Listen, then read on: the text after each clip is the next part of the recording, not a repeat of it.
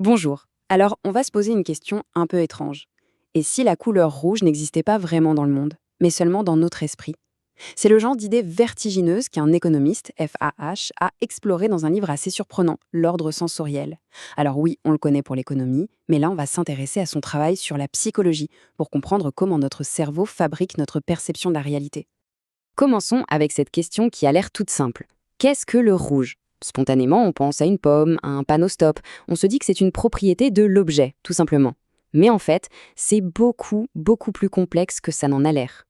Et voilà, cette question, elle nous plonge directement au cœur de ce que Hayek considérait comme le plus grand défi de la psychologie. Comprendre comment, à partir de rien ou presque, notre cerveau construit le monde tel qu'on le vit. Pour y voir plus clair, il faut distinguer deux mondes. D'un côté, il y a l'ordre physique, le monde de la science, des longueurs d'onde, des fréquences, bref, la physique pure et dure. Et de l'autre, on a l'ordre phénoménal, notre expérience, ce qu'on ressent, la chaleur, le danger, ou même la signification d'un panneau stop. Le point crucial, c'est que ces deux ordres ne se superposent pas du tout. Et c'est ça, le problème central. Il y a un véritable gouffre entre la réalité objective décrite par la physique et la réalité subjective que l'on perçoit. La mission de la psychologie, d'après Hayek, c'est justement d'expliquer ce fossé. Comment notre cerveau transforme-t-il une simple longueur d'onde lumineuse en l'expérience si riche, si pleine de sens, de la couleur rouge? C'est là que tout se joue. Alors, comment l'esprit s'y prend-il pour jeter un pont entre ces deux mondes? La réponse que propose Hayek est assez radicale, mais vraiment élégante. Pour lui, tout est une histoire de connexion. Il dit, en anglais, les connexions entre les éléments physiologiques sont donc le phénomène primaire qui crée les phénomènes mentaux. En clair, ça veut dire que notre esprit n'est pas une sorte de miroir qui reflète passivement la réalité.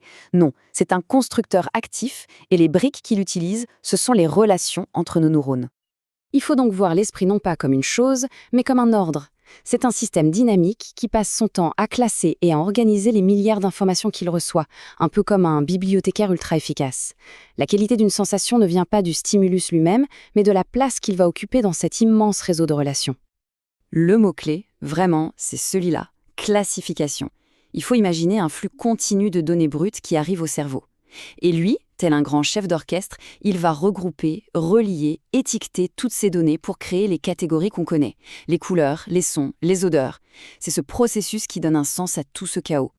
Et pour qu'on comprenne bien ce mécanisme de classification, Hayek utilise une analogie vraiment parlante, celle de l'esprit comme une carte géographique.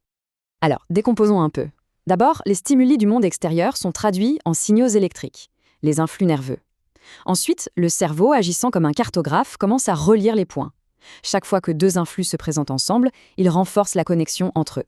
Et enfin, une qualité comme le rouge, ce n'est rien d'autre que la position d'un signal sur cette carte immense. Sa signification vient de toutes ces connexions avec le reste. Les autres couleurs, la chaleur, l'idée de danger, l'image d'une pomme, etc. Et c'est là qu'on arrive à la conclusion la plus déroutante, il faut l'avouer. Le rouge n'est pas dans la pomme. Le goût sucré n'est pas dans le sucre. Toutes ces qualités que l'on croit appartenir au monde extérieur sont en fait des créations de notre esprit. Ce sont des interprétations basées sur le système de classification que notre cerveau a patiemment construit. D'accord. Donc, si notre réalité est une construction, est-ce qu'elle est gravée dans le marbre pour toujours? Eh bien, pas du tout.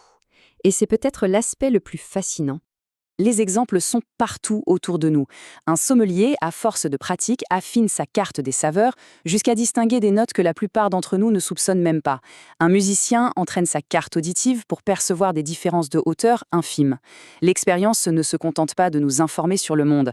Elle modifie l'outil même avec lequel on le perçoit. Elle redessine constamment notre carte mentale. Le point vraiment central à retenir, c'est celui-ci. La réalité n'est pas une chose fixe qu'on découvre, mais plutôt un modèle dynamique que notre cerveau apprend et ajuste en permanence. Chaque nouvelle expérience, chaque nouvel apprentissage vient retracer un peu les frontières de notre monde perçu. Toute cette théorie nous amène à une conclusion finale, un paradoxe assez fascinant qui nous rappelle les limites de notre propre compréhension. Réfléchissons un instant à cette question. Est-ce qu'une carte géographique peut inclure une représentation parfaitement détaillée d'elle-même? Si c'était le cas, cette petite carte à l'intérieur devrait elle-même contenir une carte encore plus petite, et ainsi de suite à l'infini. On voit bien qu'il y a une impossibilité logique. Eh bien, cette analogie, elle illustre parfaitement la limite de notre propre esprit.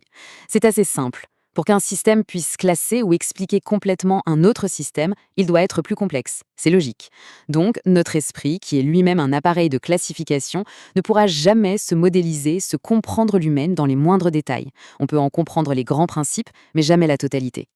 Et Hayek résume tout ça avec une phrase assez forte. Une grande partie de ce que nous croyons savoir sur le monde extérieur est en fait une connaissance de nous-mêmes. Autrement dit, nos perceptions ne sont pas une fenêtre transparente sur la réalité. C'est plutôt un miroir qui nous renvoie l'image de la structure de notre propre esprit. Et tout cela nous laisse avec une dernière question. Une question qui donne le vertige. Si l'expérience que l'on a du monde est une carte complexe, dynamique, apprise, façonnée par notre biologie et notre histoire personnelle, alors qui ou quoi est le cartographe? C'est une pensée sur laquelle il vaut la peine de s'attarder un peu. Merci d'avoir suivi cette analyse.